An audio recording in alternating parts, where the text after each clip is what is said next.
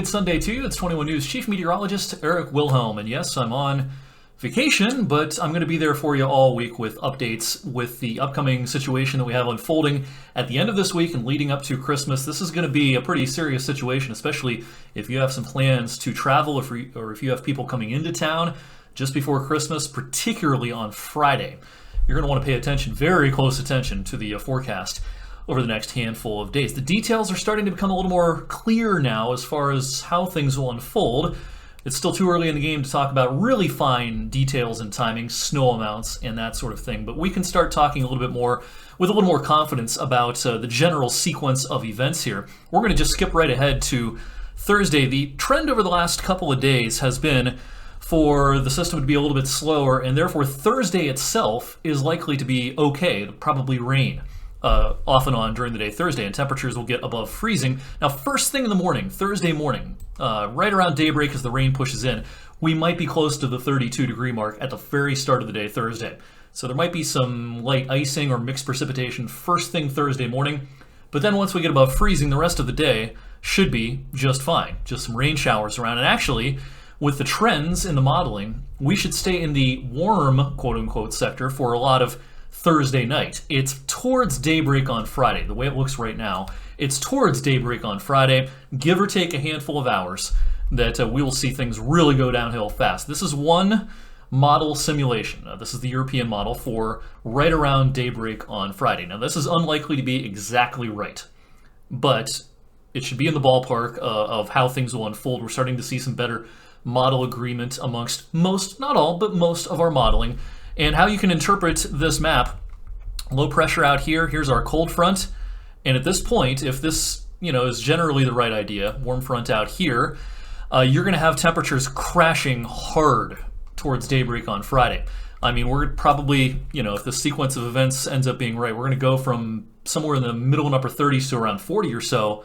We're going to go from that into the teens, maybe even single digits for actual temperatures over the course of a handful of hours. I mean, it's going to be a rapid temperature plunge. And with the arrival of the colder air, the rain, of course, is going to change over to some snow. And we could see a pretty good thump of snow for a time, most likely Friday morning. If the timing right now, the trends are to be believed, this would be mostly Friday morning that we would get this temperature plunge and a quick burst of snow for a few hours. Now, the actual amounts of snow may not be that high, but we don't want you to concentrate on that. This is still going to be impactful whether it's an inch of snow or several inches of snow.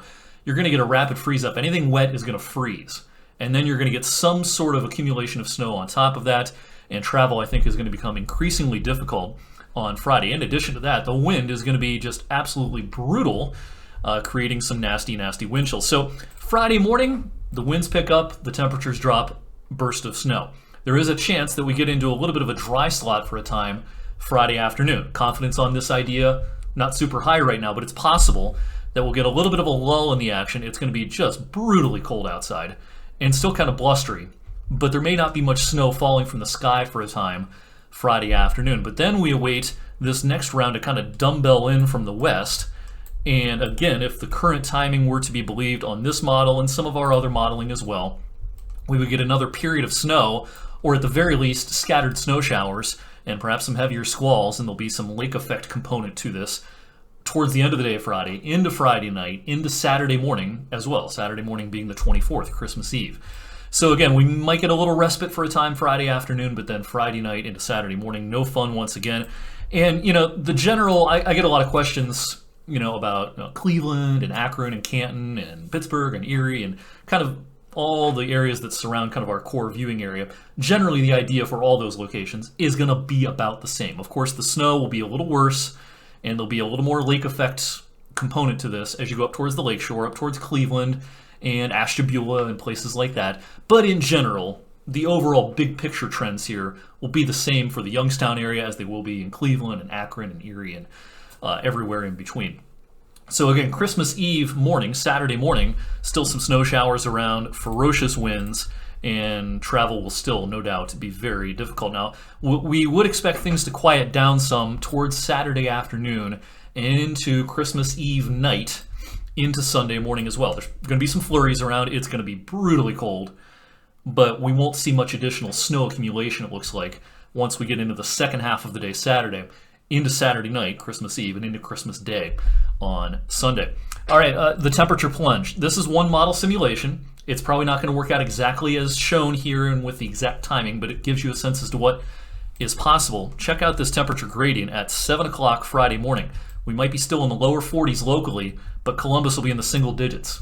Something like that will occur at some point late Thursday night into Friday morning. And so we would then see our temperature plunge a few hours after Columbus, and it's possible we'll drop all the way into the single digits by Friday afternoon, and it's possible that we'll just stay in the single digits throughout Saturday. We won't get out of the single digits Saturday if some of this model information is to be believed. And with the winds that we expect, the wind chill values are shown here. Look how bad these get. Friday afternoon, the wind chill, -10, -15 perhaps. Could go as low as -20 at times. Friday night, Saturday morning, and they should stay way below zero all day Saturday before maybe recovering some as we go into Christmas Day on Sunday. Here's a national blend of models showing the temperature expectations. Again, it's probably not going to work out exactly like this, but it gives you a sense as to the general idea here. With our temperature plunge on Friday, probably staying in the teens at best on Saturday. Again, some of us might just stay in the single digits on Saturday. On Sunday, Christmas Day, likely staying in the teens, maybe 20 if we're absolutely lucky. Now, there will be some recovery in that week between Christmas and New Year's. It won't be quite as cold. Some weather history here. Let me zoom out a little bit on this. Here's a look at Christmas Eve temperatures, and the list over here in order are the coldest high temperatures on Christmas Eve day. 1983, the high that day was just 8, the low was -12.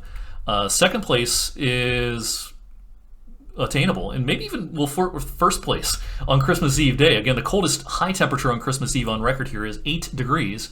We might challenge that on Saturday. At the very least, we should probably come in second place, because the second place numbers here are 16 degrees back in the very frigid December of 1989, and also way back in 1897. Now on Christmas Day, also 1983 is on this list. It's the coldest high temperature on record for Christmas Day here. 1 above 0. That was it. That was the high that day. Second place back in 1980.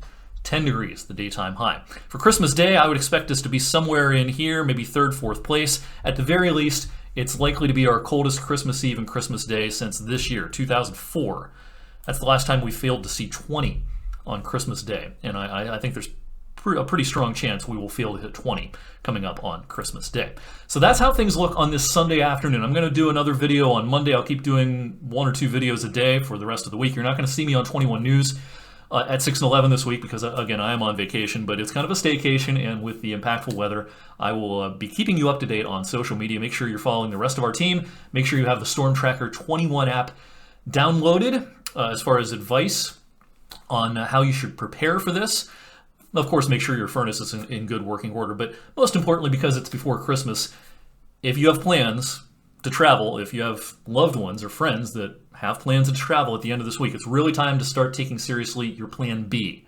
How are we going to change plans? How are we going to alter this so we avoid travel, especially Friday night, perhaps Saturday morning as well? I think that 24-hour period from Friday morning through Saturday morning is what you really want to avoid.